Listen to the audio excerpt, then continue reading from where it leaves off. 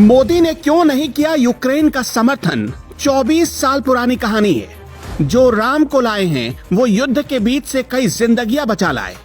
मोदी है तो मुमकिन है। दुनिया ने फिर देखा, समझा और परखा। यूक्रेन में फंसे हिंदुस्तानियों की जान बचा रहे मोदी, लेकिन भारत में मोदी विरोधियों को पेट में दर्द हो रहा। यूएन में 2 साल पहले मोदी ने दे दिया था जवाब, भारत युद्ध नहीं बुद्ध का देश है। यूक्रेन में महंगी महंगी लग्जरी गाड़ियां हैं, लोग लाखों करोड़ों कमाते हैं, लेकिन उसी यूक्रेन को पीएम मोदी से मदद मांगनी पड़ी, क्योंकि यूक्रेन के पास प्रधानमंत्री तो है पर मोदी जैसा एक मजबूत नेता नहीं है। भारत का रवैया ऐसा क्यों है जिससे लगता है कि वो रूस की तरफ झुक गया है? दरअसल रूस भारत को S-400 और AK-203 असॉल्ट राइफल देने वाला है। भारत के कहने पर ही रूस ने पाकिस्तान को S-400 देने से इनकार कर दिया।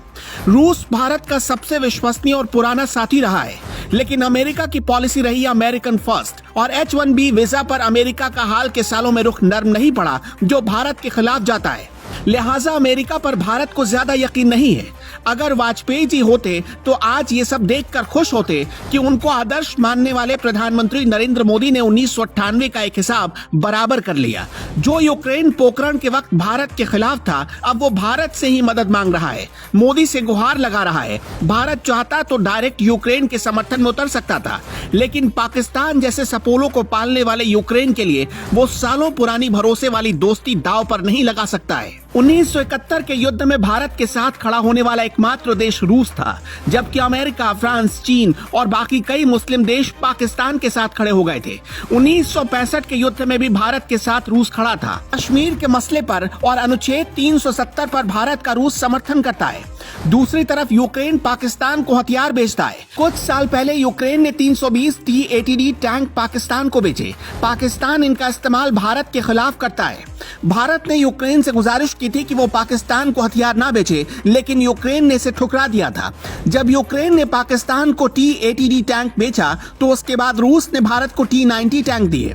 भारत अपने 50% हथियार रूस से ही आयात करता है। भारत अमेरिका से करीब $3.4 अरब का हथियार खरीदता है, लेकिन फिर भी ये इतनी बड़ी डील नहीं है कि रूस से हथियारों की खरीद की बराबरी कर ले। नाटो देश चाहते हैं कि भारत खुलकर रूस का विरोध करे, लेकिन भारत ऐसा नहीं करेगा।